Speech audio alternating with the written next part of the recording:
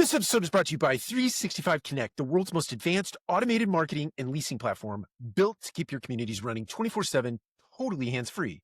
Be sure to check out UnitRev, their AI-powered platform that creates and posts real-time content across search and social using live property data. It's redefining how communities attract and convert renters. It's a total game changer. I've seen it in action, and it's impressive. Visit 365connect.com today and tell them Mike sent you for a 30-day free trial. Welcome to another episode of the Multifamily Collective. Today I wanted to talk about two headlines that caught my attention this week. One is an article that was written by Davidoff. It's called AI Acceleration and the New Reality for Multifamily Operators. Got something to say about that. And then PropertyMeld, the great team over at PropertyMeld, just dropped this 2026 property maintenance forecast.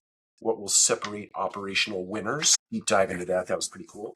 First thing, something I pulled out of Donald's article that I thought was really prudent for today. And it's not a novel thought necessarily, but I think the way that Donald chooses to communicate it is fantastic. I really like his stuff, his thought process, the way he thinks about the world, especially as it relates to multifamily.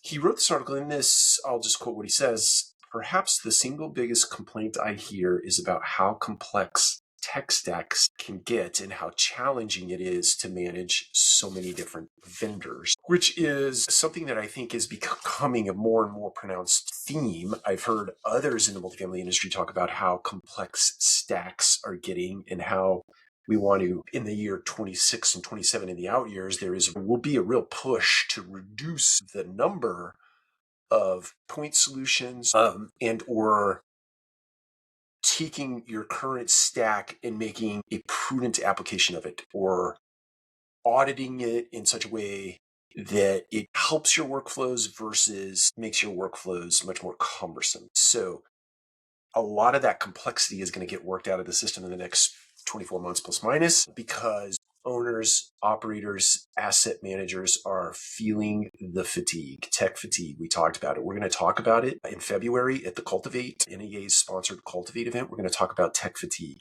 It's going to become a real pronounced topic. It couldn't be any more timely. Please join us for that. Please join Cultivate. It's just going to be an amazing event this year. I had the privilege of sitting through what the content creation 2-day event. My topic is tech fatigue. So this is going to be interesting.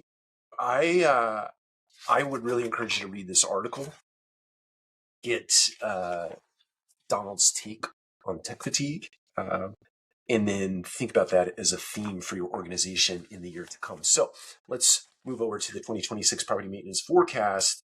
What will separate operational winners? This was produced by PropertyMeld. This is not a sponsored plug, by the way. I just love reading white papers, and I think there's some interesting things in this particular white paper. One of the key things that I thought, or if I were just to sort of sum this up in 25 words or less, what I wrote down when I took some notes was this this paper was written on a good database, lots of good data.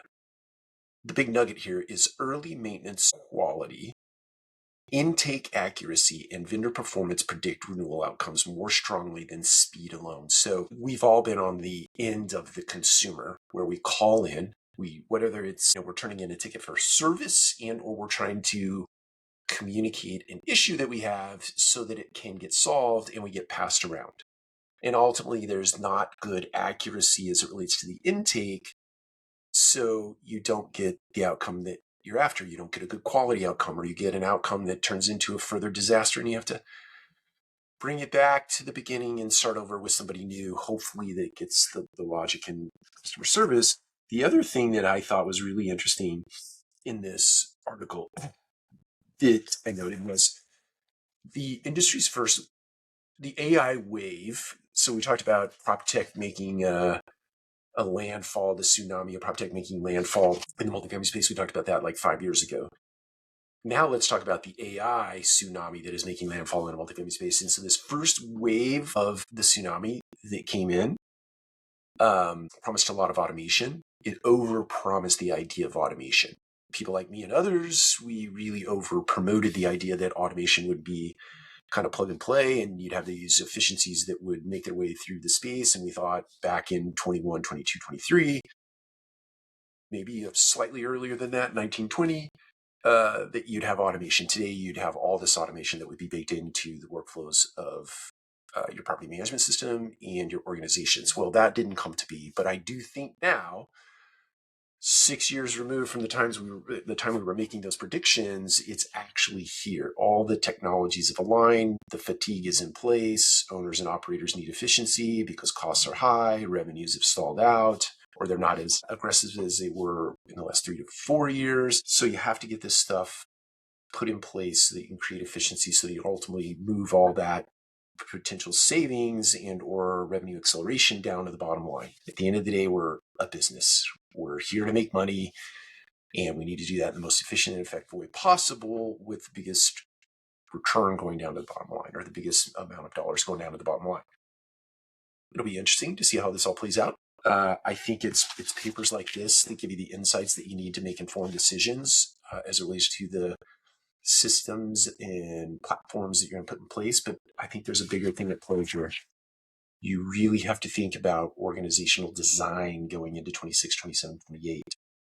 You just put tech, or even try to attempt to organize your tech in a way that's more efficient and more optimized, without understanding workflows, areas of responsibility, having the right people in the right seats, change management, so on and so forth. You don't think through all of those sorts of things, you're not going to get the outcome that you really truly desire with all of this stuff. So pick up this paper, read this article from Dom, or not Dom, but Donald rather, and we'll see you next time.